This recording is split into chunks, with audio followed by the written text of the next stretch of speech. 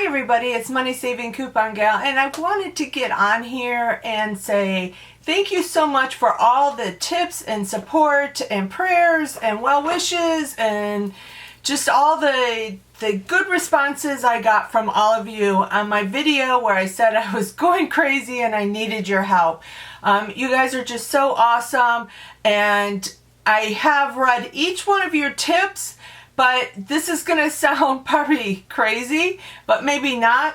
I haven't had acrylic or gel or anything on my nails in many, many years. I've let my nails go natural, and just recently they started breaking for some reason. I hadn't changed anything, but for some reason, even biotin pills, they were just breaking. So I decided to put the gel on them, and my nails, I waited 3 weeks. She said they usually last around 3 weeks. My nails got so long that I could hardly type. I was backspacing more than I was typing, trying to, respond to your messages and stuff. So I decided to wait until I got my nails done. I told you it was going to sound crazy. But anyways, as I got them done today, and they are pretty glitter, pink glitter. And I am going to be able to respond to all of you now that I don't have these long nails. I mean, they were like up to here. They were really long.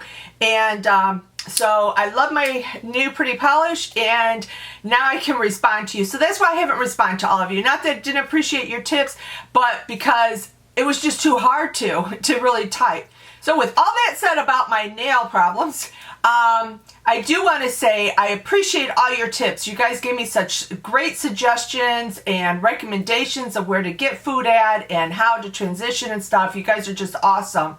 A lot of people said to use or go to Aldi's. Now, we don't have an Aldi's close by us, but I did go online and look, and there's one a few towns away, which isn't that far, probably about 15-20 minutes from us. But they are building one close to us. It just isn't up yet and running. But there is going to be one that's going to be fairly close. So probably 5 minutes away from my house. So that's going to be awesome. I can't wait till it opens up so that we can go there and, have it close for a regular shopping trip type of store to go to instead of having to drive far away. But we are going to go check out the other ones until this one opens up. I even saw on some videos on YouTube where people said they went to Aldi's, they showed stuff they bought, different suggestions how you can make your own food.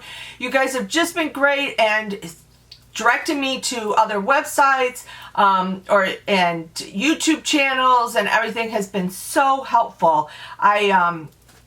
I really have been doing a lot of research, like I said, and I found out even though it's going to be kind of hard, we found out a lot of stuff we didn't even know was came gluten-free, or that even had gluten in it that was, like pasta sauce.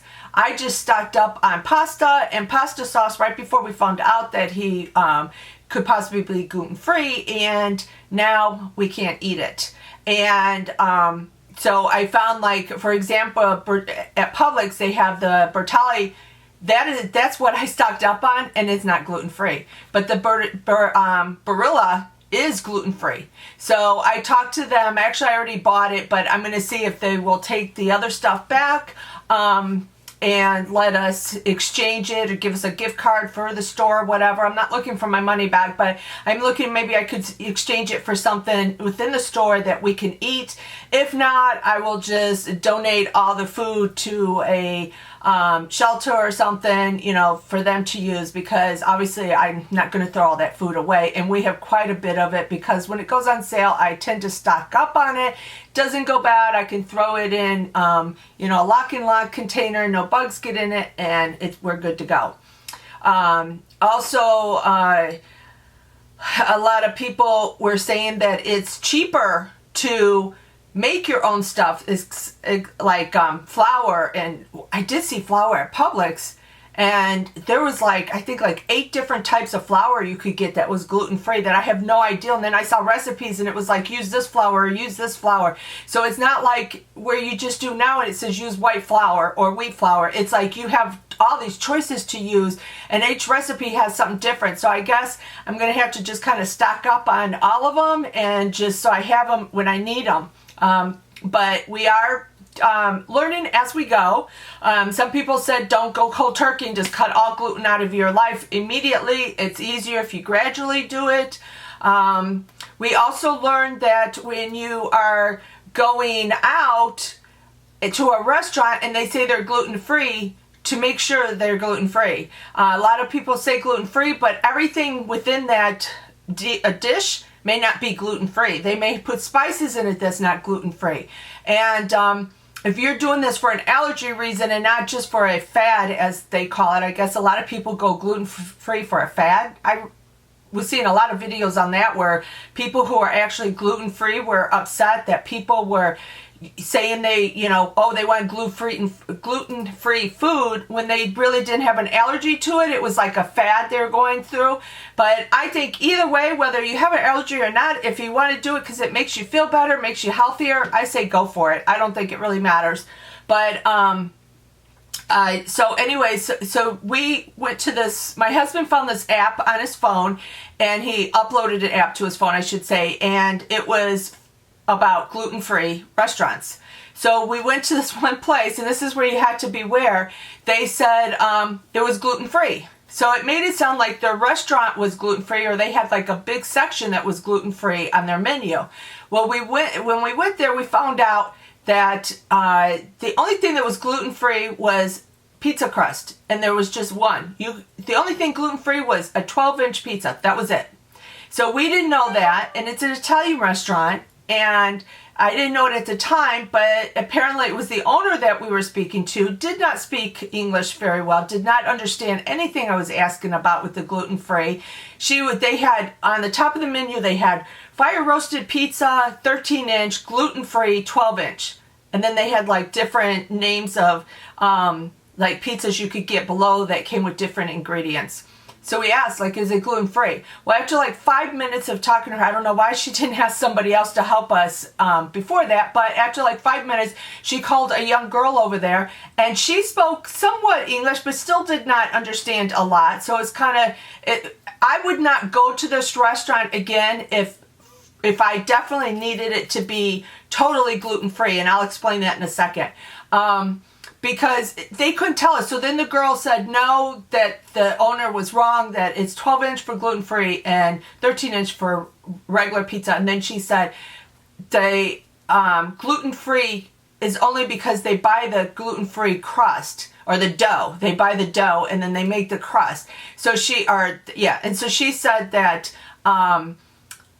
for them to be gluten-free, for them to do it themselves, she said, oh, we need special area. So then I said, well, are the ingredients that go on are gluten-free? And she was like, oh, well, it's pasta sauce. That's all she kept saying, pasta sauce. So you don't know. It was a pepperoni pizza. It could have been, none of it could have been gluten-free. We don't know. Now, the reason why I said if you needed to be totally gluten-free, which we're going to eventually, I definitely would never go there to eat again. My husband right now, he is taking the medicine just because he had to take something to get rid of the rash. And that is still, it has worked tremendously. Within a couple of days, he felt a lot better, and it's almost gone. He's still got some, but it's not nearly as bad as it was. So with him on the medicine, he's okay right now because he's doing the transition. But once he goes gluten-free completely and is not taking that medicine, I would not eat at this restaurant because, one, they don't speak English well enough to tell you if it's totally gluten-free, and two, they only have pizza on there. So I asked her, I said, any of this, like pointing to the area where they have their pastas and everything, gluten-free? And she said no. So it's misleading because she's in an app. She made it sound in the app when they described the restaurant that they were gluten-free, but really they're not. It's just one pizza you can get that's gluten-free. That's it. So, so that's one thing you have to watch out for. And I guess this is coming to a thank you and then some tips that I've learned type of video. But also, too, that's why they say to ask, because, and I read, too, a lot of time people said, make sure you tell them you're allergic, because then they take more precautions. Like in some restaurants, they'll change their gloves, or they'll make sure that it's done properly, because if they think you're just eating gluten-free and it's not an allergy, they won't take as many precautions. But if you're gluten-free or gluten intolerant, they need to, because it could be serious if you get sick or something, and because you ate there and they didn't handle your food properly. So always make sure they know that you're gluten intolerant. You're, is it celiac, I think is the name, if you have like the tummy problems along with the gluten intolerant. Luckily my husband doesn't have that. He just has he just broke out in a rash so far, but, and when they came back with the testing and everything, they never mentioned that to him. So I'm assuming he's just, which is just a stage, he's just gluten intolerant. So anyways, that's something else we learned. I mean, just so many different things. Boar's head. If you buy boar's head meat, we found out that all boar's head meat, cheeses, and condiments are all gluten-free, which is really good because that's what we eat.